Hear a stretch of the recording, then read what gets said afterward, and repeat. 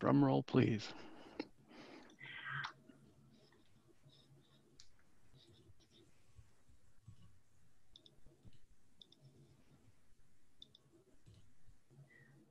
Hello, everybody, and welcome to our September Industry Luncheon webinar. I'm Carolyn Murray with Moss Adams and a member of the Tech Titans program that produces these monthly luncheons, or meeting as it would be this time. For those of you who participated in networking prior to today's program, I hope that you enjoyed the opportunity to connect with people that you know and introduce yourself to some new contacts. Until we can return to live programming, the Tech Industry Luncheon will continue to feature a virtual networking segment from 11:30 to 11:55 for those who enjoy the chance to meet and greet. The presenting sponsor of the Tech Industry Luncheon Series in 2020 is the UT Design Capstone at the University of Texas at Dallas. For a few words about the university, please welcome the Assistant Dean for Johnson School of Engineering and the Computer Science and Director of the UT Design Capstone Program, Rod Wetterskog. Thanks, Carolyn. And well, good afternoon, everyone. I think we met the 12:01 time slot. And on behalf of UT Dallas and UT Design, I'm thrilled to join you today. And Dave, we're really looking forward to your thoughts, especially about how to establish strong learning culture. It's a perfect timing for us because the UT Design and Corporate Relations team is building our new 10-year strategic plan, our vision, our mission, and our value directives. So Dave, we really look forward to learning from you today. The fall semester for UT Design Capstone and EPICS programs kicked off 3 weeks ago, and yet another record-breaking launch we had with EPICS and Capstone, 138 teams, 730 students, and 109 sponsored projects. That's about 79% sponsored projects, with the sponsors owning 100% of the results, and all this, drum roll please, during the COVID-19 pandemic. So we're really thrilled with these numbers, and we want to especially thank all of the companies that are in the audience today that have sponsored a team. We are accepting capstone proposals for spring semester right now. We have the largest graduating class for computer science in the history of UT Dallas starting their final semester next January. We've got over 600 students expected to sign up for the course. And in one semester, we're expecting twice the number of students that we had in January. We're expecting twice the number of students for computer science capstone that we had the entire last year. So it's incredible growth. What does this mean to you companies? If you are interested in sponsoring a project, due to the dramatically increased enrollment and COVID, we're gonna be offering a very special, I'm putting on my used car salesman jacket here, a very special sponsorship opportunity. Instead of one project per sponsorship, you're gonna get two. So it's a really great, amazing value. And I'll introduce Don Prochelle and myself to just take any kind of questions or respond to any kind of brainstorming ideas you might have. What do you get from a team? Progress on a project that may be sitting in the back burner too long, interactions with students that you might be considering for employment, increased visibility with students and faculty at a tier 1 research university, a fresh set of eyes to look on an old product or process that you're pretty sure can be improved. And who knows, you could be a startup company that works with the UT Design project team to spin off a product idea for $52 million. Sell that company for $52 million. And we'll be learning a little bit more about that in the November Tech Titans Tech Industry Luncheon. To learn more about this process, please go to utdesign.com. Scroll all the way to the bottom of that landing page. You'll find Don Prochelle, his name, and his email and phone number, and my name, Rod Wetterskog, and my email and phone number if you want to learn a little bit more about the program. Dave, we're really looking forward to your comments. And Carolyn, back to you. Everybody have a great weekend. Thank you, Rod. We appreciate the support of the Tech Industry Luncheon Series through your sponsorship.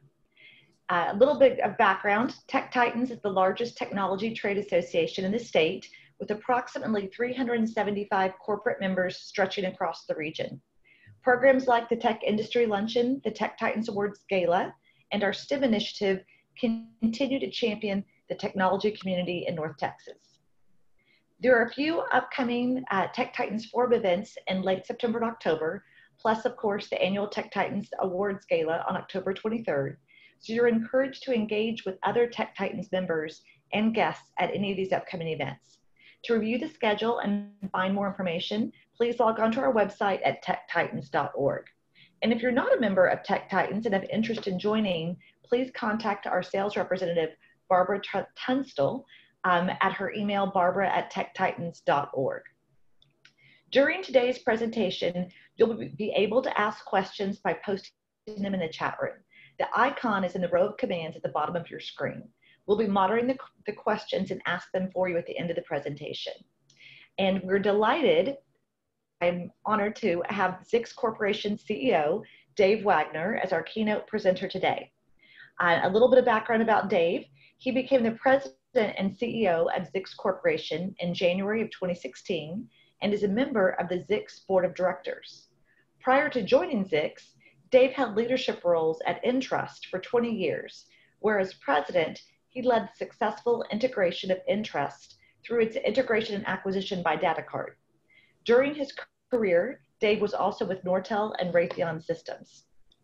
Today, Dave will share his insights into the change in corporate culture that has been brought on by the COVID-19 pandemic amid the face of unimagined advances and the disruption brought about by technology.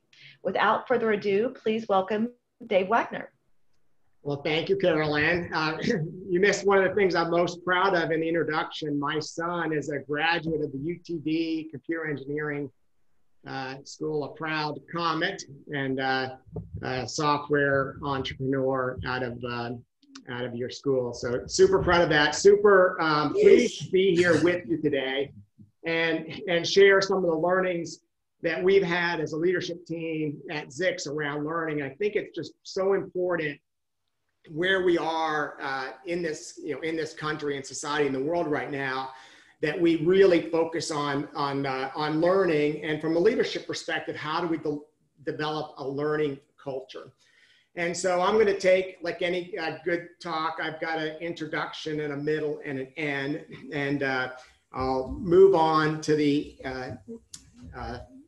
to my introduction here. So just a little bit about Zix. This is not to be a Zix infomercial, but just to get you a context.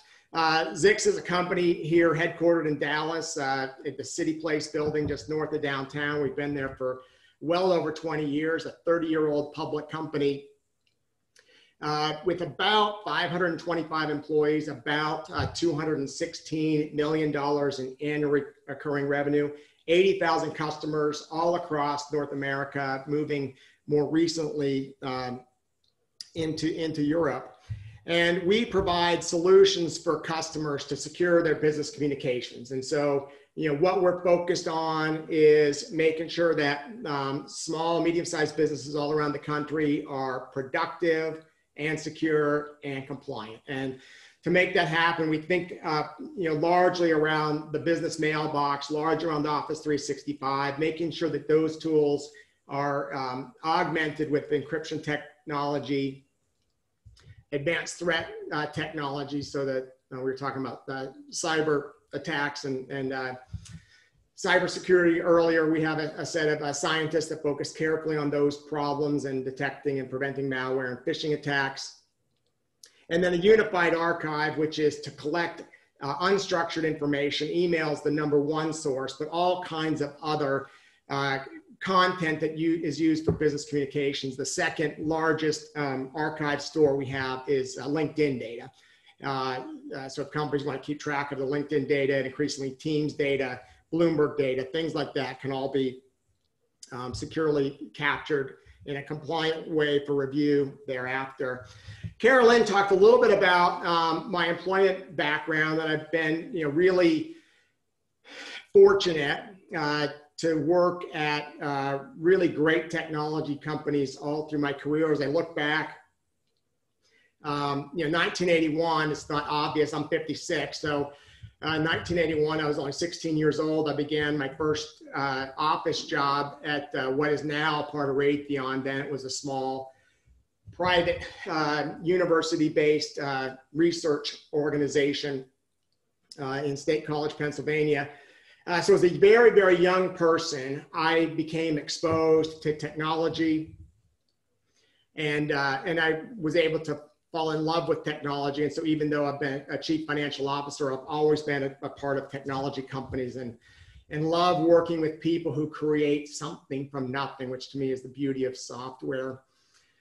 And we most often introduce ourselves in professional contexts in terms of where we've worked and what we've done. But way before I even had that first job, I started, as we all did, I started as a son, a brother, ultimately then a spouse and a father. And all of these roles shape us into who we are, and shape our always learning. And so all of those things I think are important to understand about the company and about me, and what you're going to hear from me in the next 20 or 25 minutes about developing learning cultures.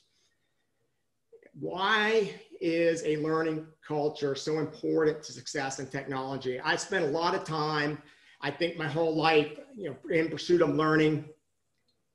But it's only more recent in the last couple of years, as we've had to really deeply, intentionally think about who we want to be and what we want to become, that we as a leadership team at Zix have focused in on learning. And I talked a little bit about my background as a young man. I started working on the first personal computer, one of the very first ones in our town. The 800-person company had 2 PCs. We signed into them in the morning.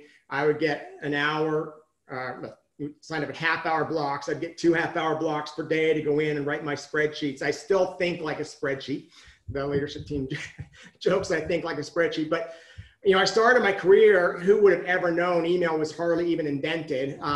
Who would have known that email security and compliance would even be a thing?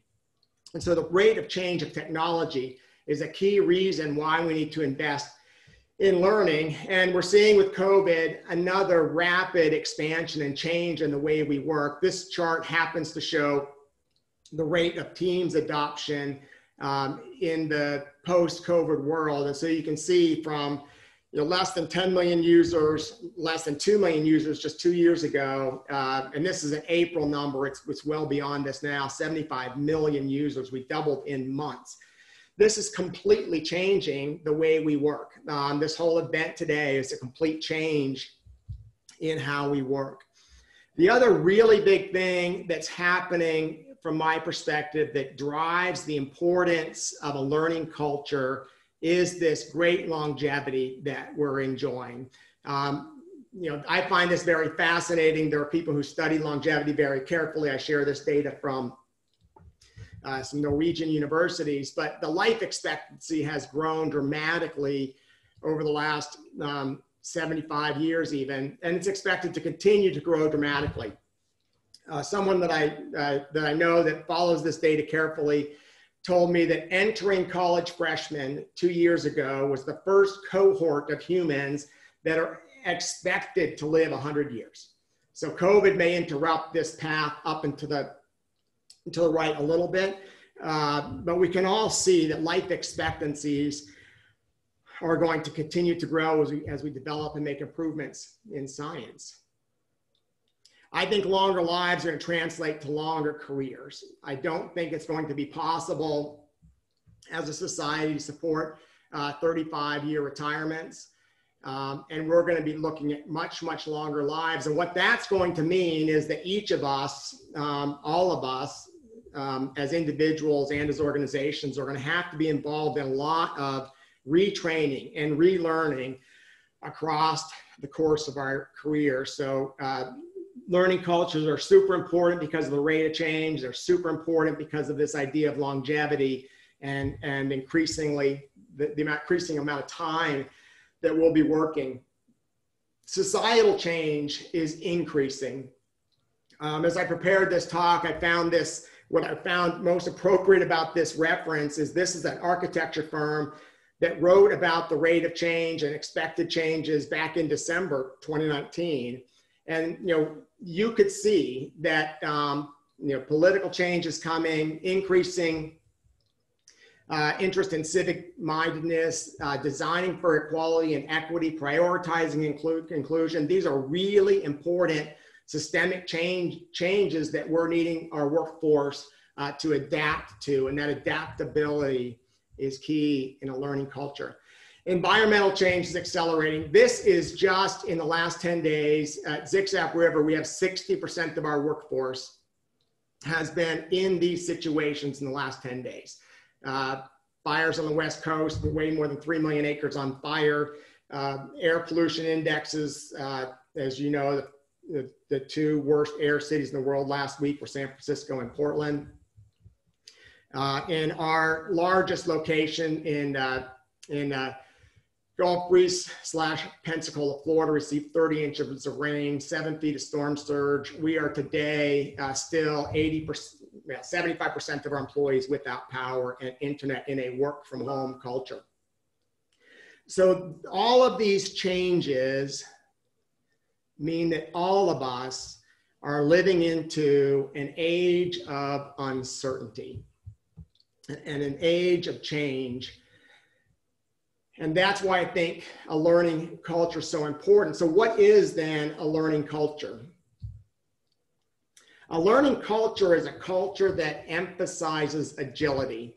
On the far left here, you have the matrix of the 8 different work cultures that the behavioral scientists would say exist. And they exist along 2 axes. They exist along an axis of stability to flexibility, and the other axis is from interdependence to independence. And the cultures all go around that. And there's no such thing as a bad culture or a good culture. The example that Spencer Stuart used a lot that helped me was thinking about if you work at the Nuclear Regulatory Agency, or if you work at the SEC, these are places where authority and safety and order are going to be super important. And so if you're running an organization like that, you're going to want to run an organization that thrives and drives on procedure. But in technology, we have to think about what is it that is our purpose? What is it we're building for? How do we want our people to act and behave? And so the example of a learning culture, Elon Musk, my people are going to work on things and I'm going to be surprised by what they come up with. That's the flexibility that you can achieve in a learning culture. It's open, it's innovative, it's exploring. And why would we invest then in a learning culture? It's interesting, I've been on the leadership team of public companies for, as Carolyn said, well over 25 years.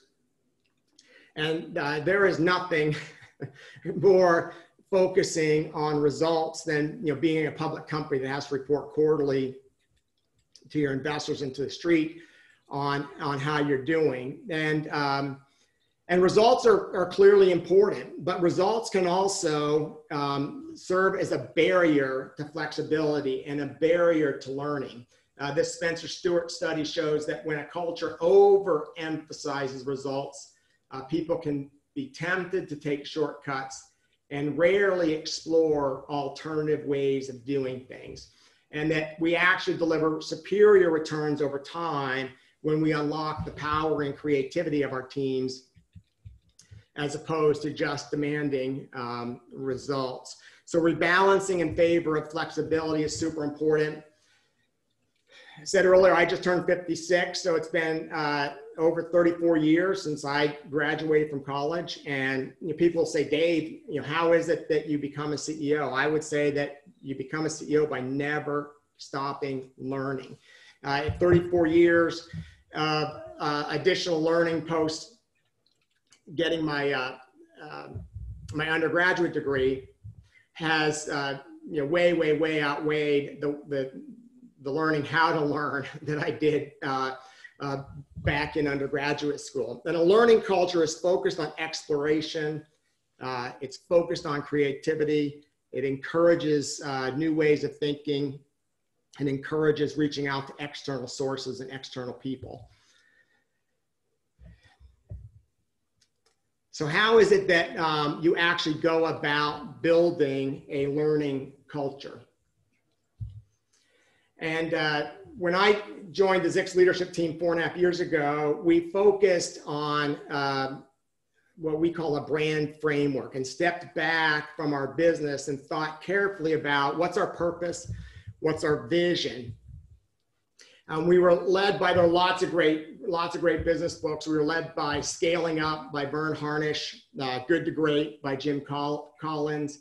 And all of these, business thinking had us step back and focus is, what is it that we do and what is it we want to do? And at that time, we knew that as a very, very small public company that we needed to scale the business up. And so we set a goal to more than double the company within 5 years. And we thought carefully about our core competencies as an organization, both as a technical organization, as a sales organization, and our support organization, our ability to deliver. And we came to understand what was important to us and to drive our business values. And then we built our culture underneath that, a culture of keeping promises, respecting customers, innovation, and finding another way, and a culture of caring. Little over 3 years into the journey, we made a really big step at Zix, and we acquired a company called AppRiver that more than doubled the size of the company. So in February 2019, we spent $275 million to buy another cybersecurity firm. We doubled the number of employees, we doubled our revenue, we doubled our earnings. And when you do a size-altering acquisition, there's a whole lot of real work that goes in, real technical work to integrate technologies and platforms, real sales work to integrate teams, real business process work to improve accounting systems and accounting flows. But at its core, underpinning it all, there's a huge human change management activity that needs to occur. And so I was fortunate with the leadership team and the board of directors to be able to invest really heavily in thinking through carefully what's the new brand framework. So if 3 years prior we were focused on doubling in scale and this acquisition was going to bring us all of that, what was our new purpose as a combined company? And so the new purpose underpinned everything we're doing. To be the leading provider of cloud security, compliance, productivity solutions of all sizes. And again, each business is going to have its own purpose. Whatever that business purpose is, UTD has a purpose. And then you've got a vision. How are you driving people to think about and acting that? And at Zix AppRiver, we're focused on unlocking the potential of every business by eliminating IT threats to productivity to empower our customers and partners to think forward. As we thought about our purpose, we came to understand really quickly that we can't empower our partners and customers if we're not empowering our employees. And how do we empower our employees? We empower them by giving them the tools and the information and knowledge and the training to do their best work. And so that focus on purpose and vision led us to a change in the core values of the company. We articulate that in as a trip, an acrostic, always learning, teamwork, respect, integrity, partner first. A trip symbolizes that we're on a journey. We're always moving forward. We're always striving to learn. We're always focused on delivering great outcomes for our partners and customers. And we're focusing on doing it in a way that we care for one another with teamwork, respect, and integrity. And so that's how we thought about bringing the new company together. When you're building a learning culture, the organizational behavioral people and if you think about Myers-Briggs, there's a personality of the organization that gets measured on that 2x2, that 2x2 blocks that I talked about earlier: interdependence and independence, flexibility and structure. And where do you map? And so we surveyed all of the employees across the entire company and found that the two companies we were bringing together had a lot of similarities and a little bit of differences. At the very top of the cultures, there was a consistent focus on caring and results. And then there was a discontinuity in the third place between order and enjoyment. Zix was a public company for a long time, SOC 2 data center for 20 years, a lot of policy and procedure, whereas the App River team was much more independent in their work. It happens to be a beach town where people really like to have fun.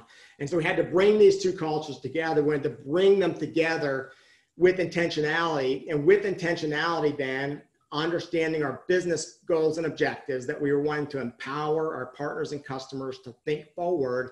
We have intentionally elevated learning from what was fourth place in both organizations. We've elevated it to second place. And we made this decision in August 2020. So just over a year ago, we made the intentional decision as a leadership team that we were going to elevate learning in our culture. And as I said before, we weren't abandoning caring, this idea that relationships matter, that we do our best work when we're in an environment of trust. If you read Daniel Pink Drive, is a really good book about how the modern technology worker thinks and how they're able to do the best work when they're empowered, when they're in an environment of trust. And then, of course, we are still focused on results. We're not, here, just to be cared for and just to learn. We are continuing to emphasize results. So we ended then with a set of core values that we could articulate across the entire organization. We ended up on this trip on a journey with learning elevated at the very top of what we're doing. And we're getting really good early results. So we're 1 year in to our journey to elevate learning in our culture. From a technology perspective, the team has done incredible things. A lot of work, we talked about cybersecurity, a lot of work on machine learning and artificial intelligence worked into consistently, continually improving our platform and our solution for our customers. A lot of work in helping migrate to public cloud from our private cloud work, a lot of work on tech touch, new channels of communication I talked about earlier, but it goes outside of the technology organization and across the entire organization. Elevating learning really helped us a lot with George Floyd, the elevation of the diversity and inclusion that happened and being able to open up quickly to learnings. And Ian Barker's our internal website that was quickly populated with a lot of learning material for our organization to think and talk about diversity and inclusion topics, fired off, book clubs and engagement. Engagement in the LinkedIn Learning platform has been a tremendous, tremendous success for us. It wasn't a huge investment in LinkedIn Learning, but it's provided a really rich set of content for our employees. The engagement at Zix App River, 93% active seats, 81% views in every 90-day period, which we understand from LinkedIn is really best in class. Then moving on to the far right, creating an environment where when everybody had to go to work from home on March 13, 14, 15,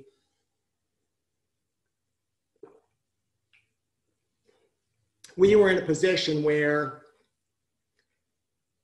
not only we were prepared technically from an IT perspective for the work from home challenges, we were prepared from a learning perspective. We had learned how to use OKRs. We had learned how to use technology tools. We had learned how to use video.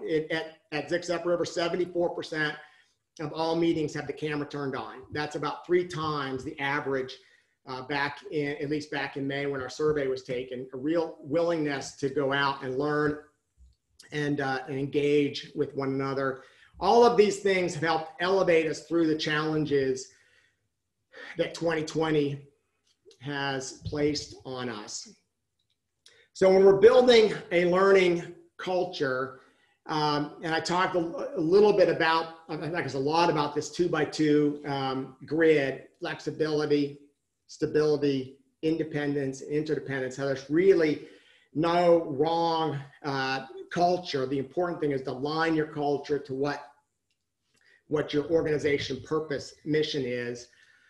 But the other thing I want to make sure that I emphasized is that organizations will have different kinds of cultures in different work departments. So it might be one thing if you're a startup and there's just 5 or 6 of you working together, you can have a very unified culture. But as organizations get bigger, at Zig-Zag River, as I've mentioned, we have a group of folks who focus on our SOC 2 compliance, PCI audits, and their job is to make sure that the procedures are followed, their data center is resilient and always available. And so those teams are likely, when surveyed, to experience a little bit more orderly and safe culture within our overall culture than someone perhaps who's in the cybersecurity and threat area, who's facing a brand new attack every day. And so that the goal is not to have everybody plotted in one spot, but to get everybody,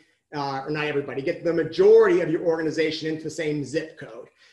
We should have a common understanding of our culture, and when surveyed, 75 or 80% should fall into this upper, in our case, what we're focusing on at Zix, follow into this upper left-hand corner. And how to build it is talking about what it feels like. What does it feel like to be in this culture? And to describe it to you, it feels like the family version of the Great Race. So, we're emphasizing caring, we're emphasizing that this is going to be a place that's safe and you're included. But it's going to be an adventure. I don't know what the next week's going to bring. I don't know what the next month's going to bring. I don't know what the next quarter's going to bring. And we need to be prepared as a team for whatever challenges get thrown in front of us. And at the end of the day, we still want to win. So it's not just to have fun, but at the end of the day, we want to win. And so that's the kind of feeling we're trying to create. And I share that to help you think through describing your team and describing your culture. Can you understand the feeling that you want your colleagues and team members to have when you think about culture? And so when we're elevating learning in our culture, we're elevating the idea that it's important to go get outside opinions. It's important to go read outside materials. It's important to be open-minded. It's important to share new and different ideas. But we're not losing, again, the fact that this is going to be a place where our people feel cared for, and a place where we are, also focused on winning. And so I want to close with a personal challenge, 3 questions. If you have a piece of paper, if you're still with me, I wanted to close with 3 challenges before I open with question. First of all, how is your team preparing to handle the challenges that are sure to come your way? I opened the presentation with, the idea that, obvious idea that technology's changed and that lifetimes are getting longer, societal change is accelerating, environmental change is accelerating. How is your team preparing to handle those challenges? Second one is, how can you elevate learning in your team? What ideas do you have that you can, whether you're a CEO or a first line team member, what are ways that you can use in your influence, in your sphere of influence, to elevate learning in the culture where you are? And last but not least, how are you contributing, and how are you personally focused on continuing to learn? So again, I thank you for your time and the opportunity to share a little bit about building a learning culture. The leadership team at Zix and I have had the really great privilege to work with Spencer Stewart and a lot of the really top thought leaders in this space over the last 18 months. And I'm very thankful for the opportunity to share that with you today. Well, thank you so much, Dave, for that very interesting presentation and some great data points for us all. At this point, want to open it up to questions. And the first one I saw in the chat window was, can we get the slides at the end? I don't know, Dave, if you're willing to share those. Yeah. Okay. And so, yes, we'll be sending that out to all the participants. Rod Wetterskog said, great story, Dave. Thanks for your wisdom and the Zix example. Can you dive deeper on creating a balance between metrics, KPIs, and creative innovation? Yeah. For us, the real key here is I kind of glanced past it, but was measure what matters. John Doerr and the whole OKR journey, and we started that at roughly the same time as one of the tools that we were going to use. And when we rolled that out, the underneath it, the two tools that we use the most were, one, every employee in the organization has to have a learning OKR every quarter. And so what is it that you're going to learn in this quarter? So even if a manager and a employee don't have anything else really to talk about, some jobs in the organization, support would be an example. We're doing a great job in our support team of building career paths, but that's an example of a job that can get routine. And we're requiring a learning OKR for each one of those team members. And so that intersection has worked. The other thing, we were really intentional for us, it was a LinkedIn platform. It's not super expensive. It's really accessible, a broad range of content. And we focused on making that our core learning platform, driving everything through it as an LMS, and making sure that people are logged in, and making sure that the leaders and managers are building catalogs of training. And so whatever, anybody can create a catalog of courses that are in their area. So whether it's a programmer that's wanting to focus on Kubernetes or some technology, they can build a little library once they've explored the material for anyone else to see. So we're really intentional about building up those libraries. So that's the two things I would share is OKRs with a learning emphasis for every employee. And then the investment in some real tangible way to deliver learning to your colleagues. And we chose LinkedIn. Great, thank you. Next question. Did the company that was acquired already have their culture mapped across the same attributes as Zix? And if not, what process was used to develop that mapping? Yeah, that's a great question. So we had the benefit of, as I shared, that rudimentary but clear brand framework from 2016 when I joined,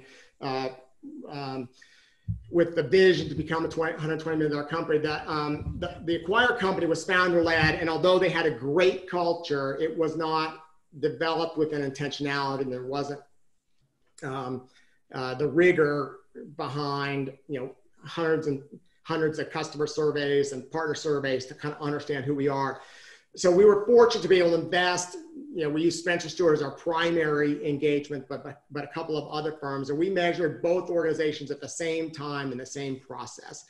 And when I showed those two columns of bubble charts with the different cultures, that was a measurement. We had over 70%, probably over 75% employees mapped into, and it was interesting to see in that simple 2x2 where the weightings of the organizational personality, how they were a little bit different.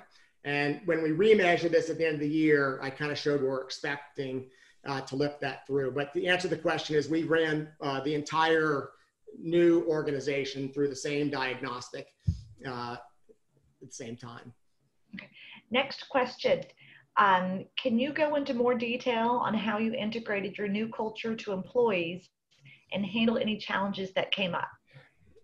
So I am really, really proud of the entire leadership team and the entire company of how well we've done. That doesn't mean we were perfect. We started off with a very simple vision slide, and it was just a circle in the middle.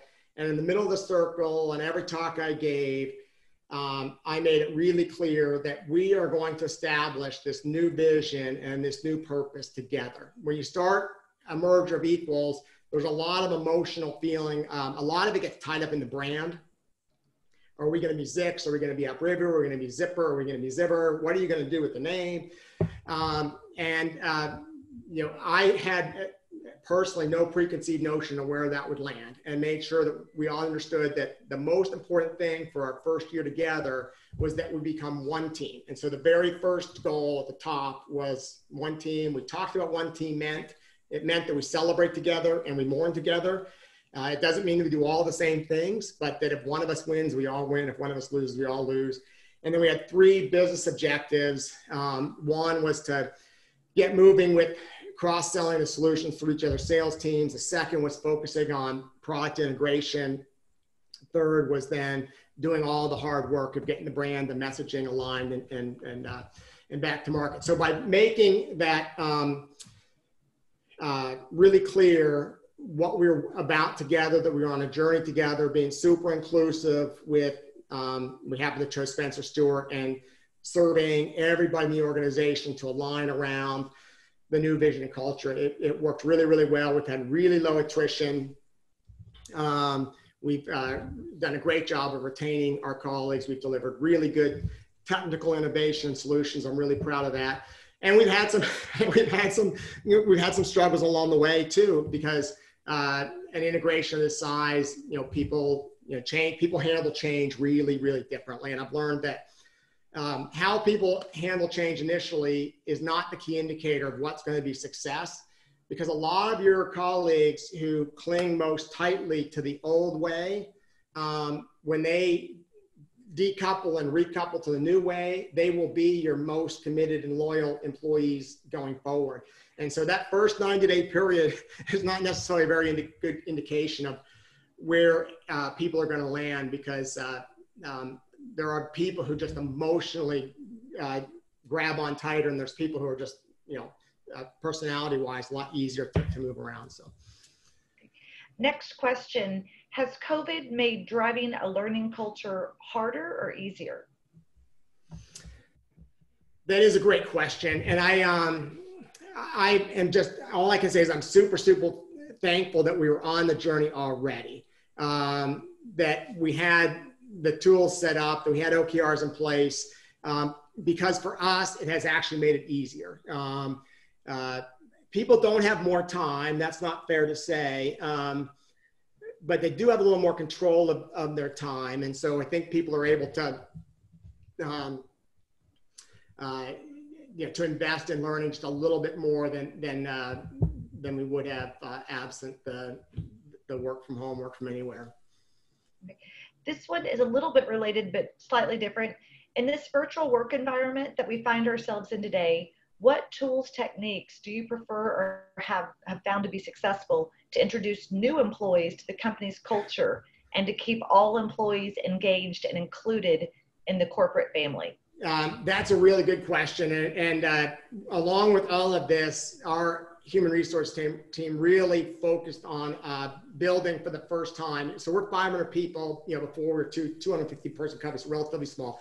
We really focused on creating a formal onboarding program, you know, where HR leads, you know, as soon as we get a cohort of 12 or 14 people, new hires, forming them into a cohort, leading a very,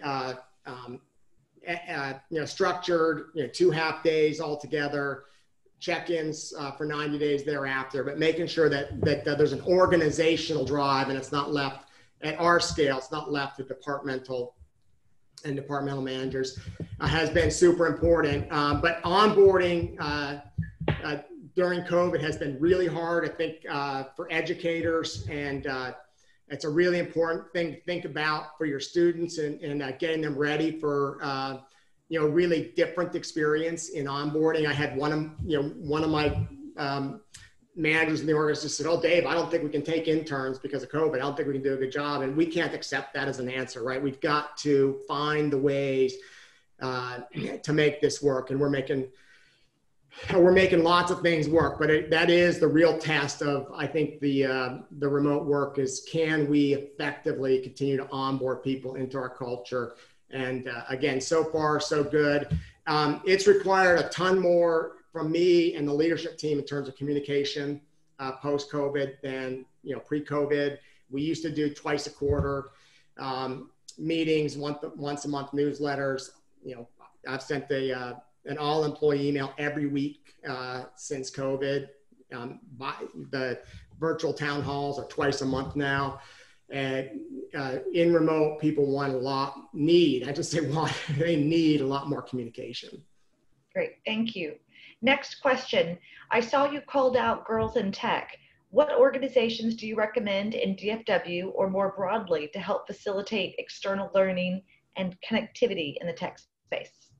So we've had, that's one that, especially at the Pensacola office, is really broadly supported and is going really well.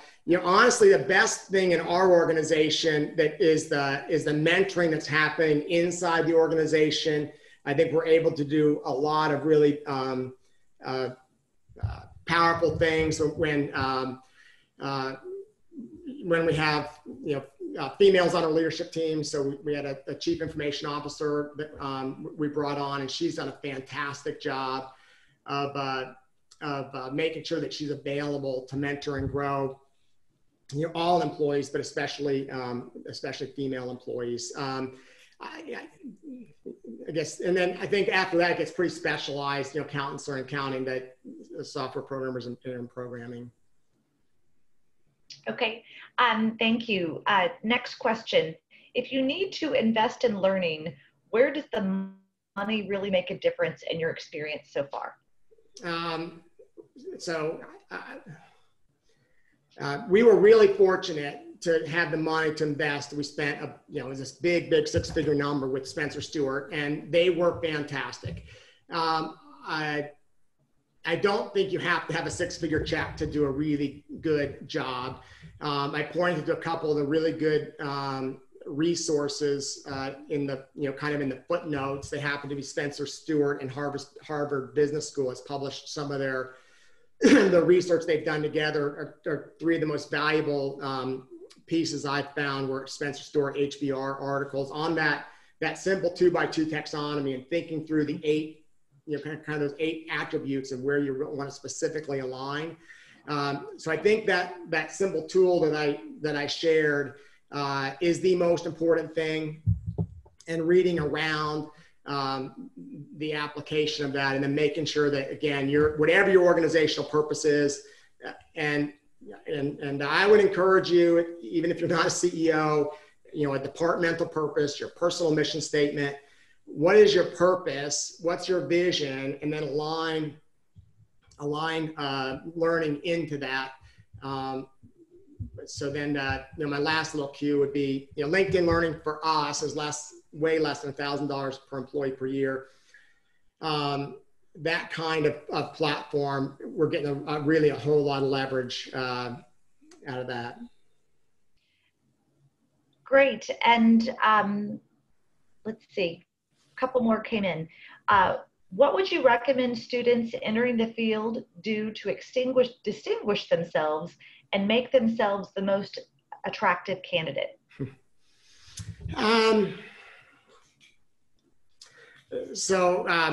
It's really sad. I don't get to interact with brand new employees as much as I used to. I interview I talk to everyone after they've started, but I'm not in the upfront interview process. For me, this demonstrating that you're able to learn. I kind of mentioned that earlier in my talk. It's not so much what you've learned, but what you're capable of learning that's valuable to me as a leader in the organization. And so demonstrating that you're thirsty for growth, you're thirsty to contribute, to me are the most important things. Great. Okay, one more. Do you have a comprehensive required reading books list for your employees, like the ones you mentioned? I do not. People always want to know what I'm reading, and I could go on for a long time about. And we post some of it on our internet, and I could share some. To me, it depends on what people are trying to learn, what they're wanting to learn about. I personally have gotten really committed to learning about diversity and inclusion. So, I've read, Race Matters, White Fragility, Invisible Women. I learned a ton. I just finished a book this summer, You're Not Listening and Why It Matters, and talking about how we improve our listening skills. The average American attention span's down to 8 seconds. And so are we really listening, and what we're missing when we're not really open to listening? So reading is absolute, for me, it's the most important way I learn. Excellent. One more. How can a student demonstrate potential to a company? I think this is the question. With a learning culture. Yeah, it's really what I said is, that showing that you've gone the extra mile to learn something. I was in an honors program and wrote a little honors paper, and it's completely irrelevant. The accounting for pensions in 1981. I mean, no one cares about how we accounted for pensions in 1981. But that demonstrated that I was going to investigate something. And so I would encourage you to think about projects. What Rye opened up with, working with companies, just having a willingness to go outside of your comfort zone and take on something new is really challenging. And I know that's hard for young people. You've got to get the courage up to say, hey, I'm here and I don't necessarily know everything, but I want to learn. And that courage, anyone who's young on the phone, experienced people want to share. They really want to share. One of the most fun things I've been able to do is aligning up young people with experienced people into work teams. I just found it's magic because experienced people want to share, and if you have young people want to learn, it's pretty exciting. Great. I think that is all. Those are all the questions that we have right now. If there's anyone else with a question, chime in. Otherwise, I'm going to move to close and just say thank you so much, Dave, for your time. We really appreciate your thoughts, your wisdom, and the information. And I've got just a few closing remarks. So our next Tech Industry Luncheon will be on October the 16th, and will be the traditional Tech Titans finalists in the Corporate Innovation and Emerging Company Innovations Award categories. The Traditional Innovators Luncheon, held 1 week prior to the awards gala, is always one of the highlights of the Tech Industry Luncheon series, because we find out about some of the fascinating innovations that are driving some of the changes discussed in today's presentation. Information on this and all programs can be found on the website, techtitans.org. So to everybody, thank you so much for joining us today. And Dave, thank you once again. Stay safe, and we look forward to seeing you next month. And thank you to everyone for participating in today's Tech Luncheon. And we're adjourned. Thanks, Dave. Thank you, everybody.